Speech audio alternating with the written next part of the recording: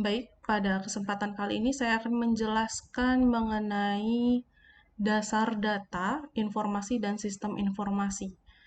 Di sini ada pengertian dari data tersebut.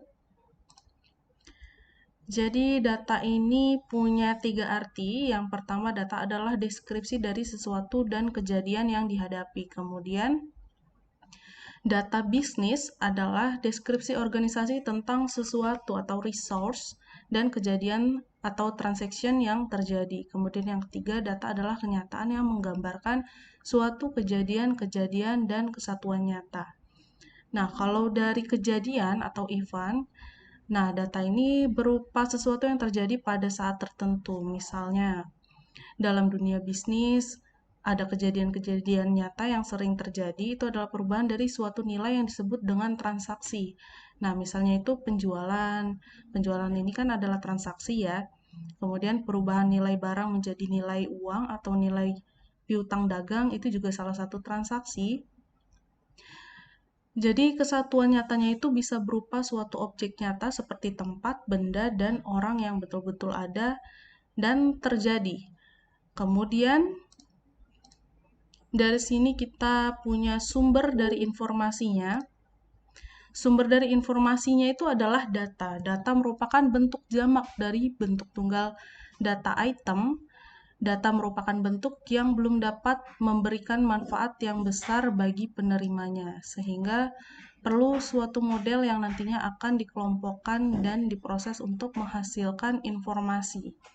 Nah, dari hal tersebut dapat dilihat dalam contoh kasus, di dalam kegiatan suatu perusahaan, dari hasil transaksi penjualan oleh sejumlah salesman dihasilkan sejumlah faktor-faktor yang merupakan data dari penjualan pada suatu periode tertentu. Nah, faktor-faktor penjualan ini, teman-teman, itu masih belum bisa dapat memberikan informasi yang baik bagi manajemen. Jadi, untuk pengambilan keputusannya, maka faktor-faktor tersebut harus diolah lebih lanjut untuk menjadi suatu informasi. Nah, kemudian kalau sudah jadi informasinya, di sini kita bisa lihat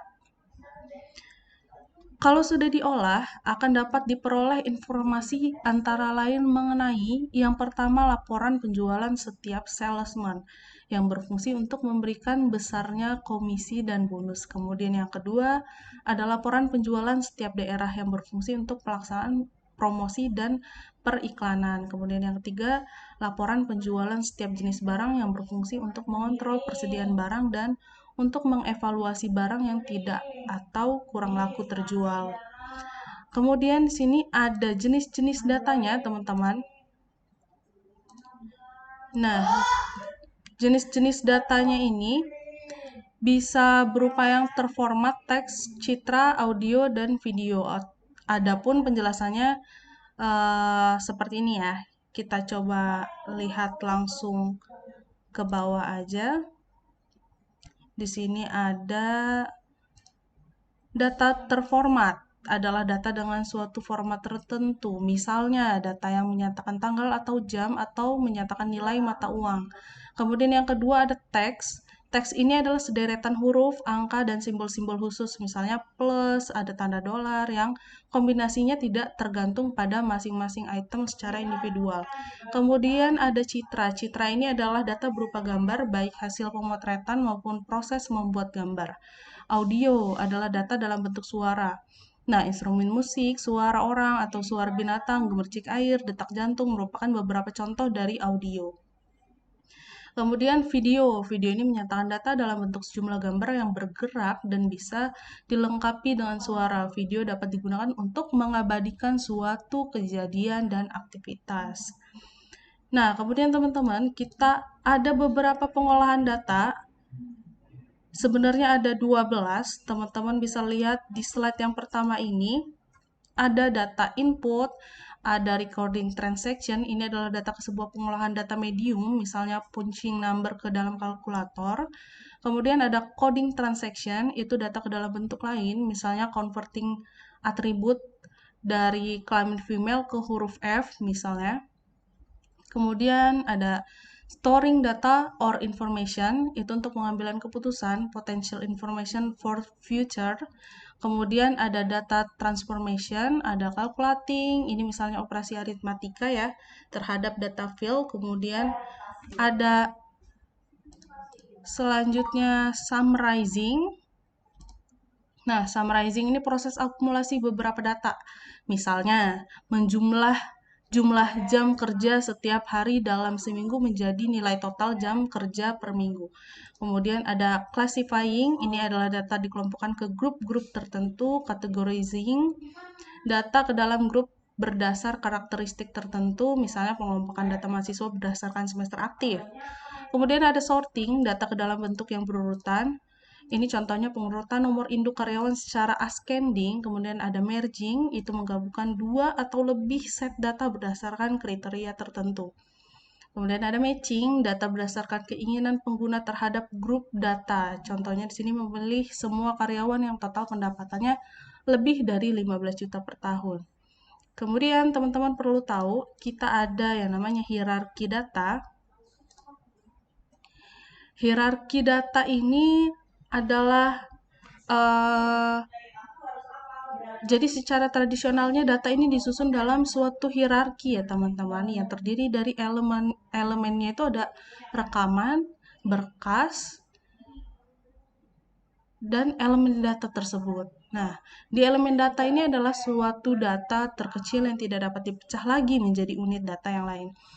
Jadi misalnya pada data kepegawaian, elemen data dapat berupa nama pegawai, alamat, kota tempat tinggal,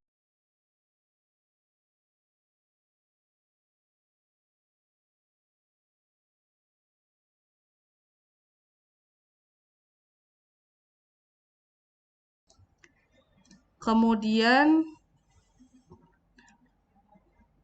pada data kepegawaian, elemen data dapat berupa nama pegawai ya tadi ya, alamat, kota tempat tinggal, dan atribut lain yang berkaitan dengan pegawai. Istilah lain untuk elemen data ini adalah field. Kemudian ada MAM, iteng, dan atribut. Kemudian yang kedua di sini ada rekaman. Nah, rekaman ini adalah gabungan sejumlah elemen data yang saling terkait, teman-teman. Sebagai contohnya di sini ada nama, alamat, kota, tempat tinggal lahir seorang pegawai dapat dihimpun dalam sebuah rekaman. Istilah lain untuk rekaman ini adalah tuple dan baris. Kemudian yang ketiga, yang terakhir adalah berkas. Berkas ini adalah himpunan seluruh rekaman yang bertipe sama membentuk sebuah berkas. Berkas dapat dikatakan sebagai kumpulan data yang berkaitan dengan suatu objek. Dalam konteks yang lebih besar, sekumpulan berkas atau tabel membentuk sebuah basis data. Contohnya, sebuah basis data kepegawaian dapat mengandung sejumlah tabel seperti data pribadi, data presensi, sejarah kerja, dan sebagainya. Lanjut, kita akan membahas tentang pengertian informasi. Di sini pengertian informasi ini ibarat darah yang mengalir di dalam tubuh suatu organisasi. Sehingga informasi ini sangat penting di dalam suatu organisasi. Nah, informasi ini dapat didefinisikan ada beberapa macam nih. Yang pertama, data yang diolah menjadi bentuk yang lebih berguna dan lebih berarti bagi yang menerimanya. Kemudian yang kedua, sesuatu yang nyata atau setengah nyata yang dapat mengurangi derajat ketidakpastian tentang suatu keadaan atau kejadian. Nah, di sini contohnya adalah informasi yang menyatakan bahwa nilai rupiah akan naik, akan mengurangi ketidakpastian mengenai jadi tidaknya sebuah investasi akan dilakukan. Kemudian yang ketiga, informasi adalah data yang telah dibentuk menjadi sesuatu yang memiliki arti dan berguna bagi manusia.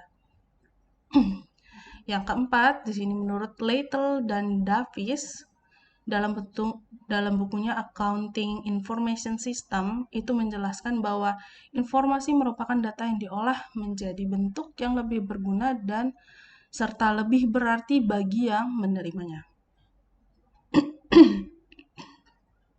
Berdasarkan beberapa pendapat yang dikemukakan di atas, jadi kita dapat tarik kesimpulannya nih, bahwa informasi itu adalah sebagai data yang sudah diolah, dibentuk, dan dimanipulasi sesuai dengan keperluan tertentu.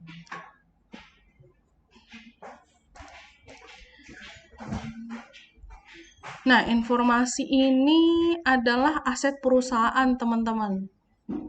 Kenapa bisa dibilang gitu? Karena dalam perusahaan ini bisa dikenal dengan 4M dan 1L yang merupakan aset perusahaan yang meliputi mesin, material, modal, manusia, dan informasi. Oleh karena itu, informasi merupakan salah satu sumber daya penting dalam manajemen yang modern. Banyak keputusan strategis yang bergantung pada informasi. Informasi yang merupakan sumber daya vital bagi kelangsungan organisasi bisnis. Dan informasi itu merupakan satu aset bagi sebuah perusahaan atau organisasi. Ya, sebagaimana aset lainnya memiliki nilai tertentu bagi perusahaan atau organisasi tersebut sehingga harus dilindungi untuk menjamin kelangsungan perusahaan atau organisasi, meminimalisir kerusakan karena kebocoran sistem keamanan sistem informasi, mempercepat kembalinya investasi, memperluas peluang usaha, dan beragam bentuk informasi yang mungkin dimiliki oleh sebuah perusahaan atau organisasi. Meliputi ada di antaranya informasi yang tersimpan dalam komputer, informasi yang ditransmisikan melalui network, informasi yang dicetak pada kertas, dan lain sebagainya. Kita lanjut, di sini ada beberapa ciri-ciri informasi. Informasi itu harus bernilai benar atau salah. Karena masing-masing dari nilai benar atau salah ini punya efeknya. Kemudian yang kedua, informasi ini harus baru. Informasi benar-benar baru bagi si penerima. Kalau misalnya informasinya udah lama, itu gak bisa dibilang dengan informasi. Nah, kemudian yang ketiga, korektif. Informasi dapat digunakan untuk melakukan koreksi terhadap informasi sebelumnya yang salah atau kurang benar. Kemudian yang keempat, meyakinkan.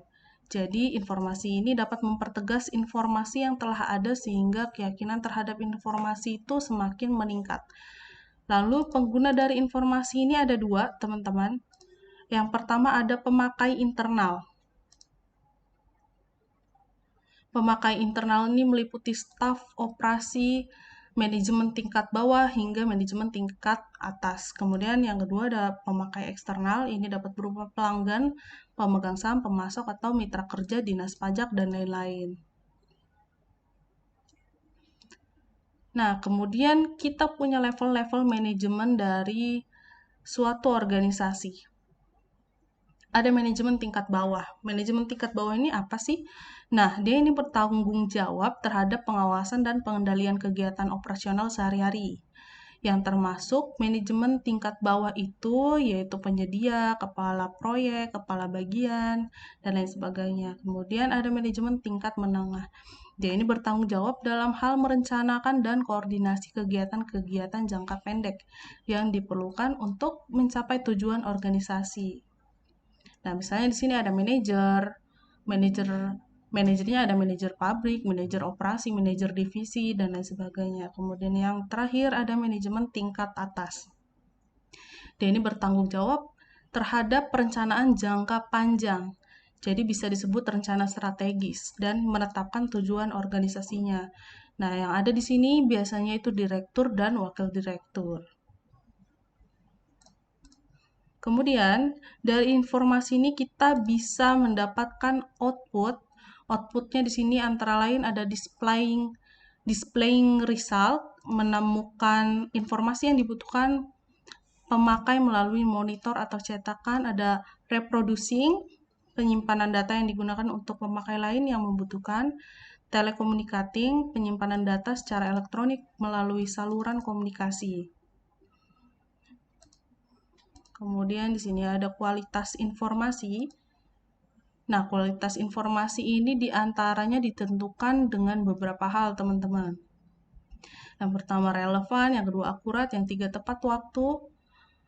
Nah, di antara ini kita juga punya komponen keakuratan informasi, di antaranya ada 6. Ada completeness. Jadi di sini dapat diartikan bahwa informasi yang dihasilkan atau dibutuhkan harus memiliki kelengkapan yang baik. Nah, kalau correctness ini maksudnya informasi yang diterima kebenarannya tidak perlu diragukan lagi. Kemudian ada security, informasi yang diterima ini harus terjamin teman-teman keamanan datanya. Kemudian ekonomi. Jadi dari segi kualitas informasi yang digunakan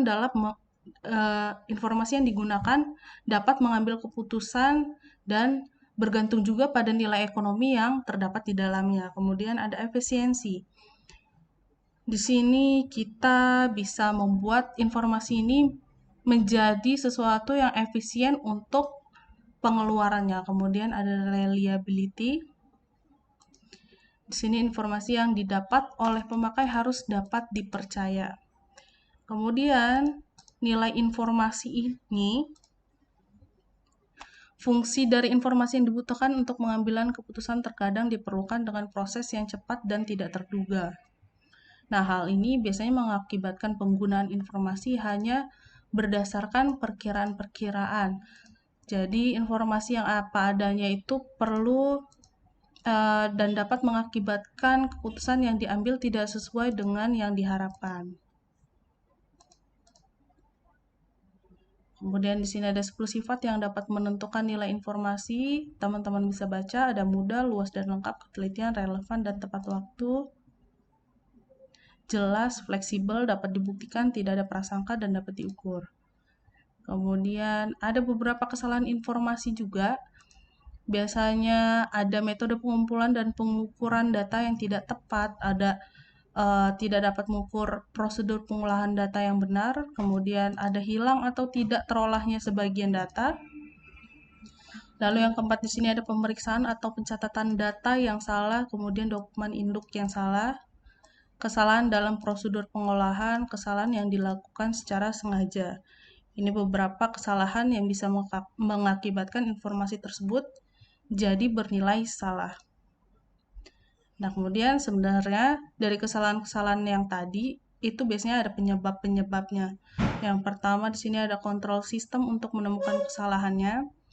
Kemudian pemeriksaan internal dan eksternal, penambahan batas ketelitian, kemudian yang terakhir instruksi dari pemakai yang terprogram secara baik dan dapat menilai adanya kesalahan-kesalahan yang mungkin terjadi.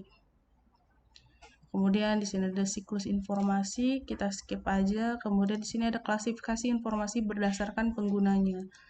Ada informasi strategis, taktis, dan teknis. Lalu di sini ada tes kebutuhan informasi. Ada beberapa tes yang bisa kita gunakan untuk menentukan apakah kita butuh informasi tersebut atau tidak. Yang pertama, kepada siapa informasi itu ditujukan. Yang kedua, untuk keputusan spesifik apa informasi ditujukan. Yang ketiga, sejauh mana informasi dapat digunakan untuk mendeteksi dan memecahkan masalah. Dan yang terakhir, sejauh mana tingkat pembuatan keputusannya.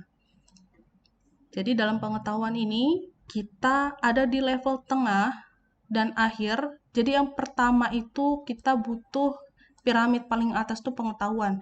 Jadi piramid yang paling bawah kita punya data, lalu kita olah menjadi informasi, lalu naik menjadi pengetahuan. Sekian dari saya. Wassalamualaikum warahmatullahi wabarakatuh.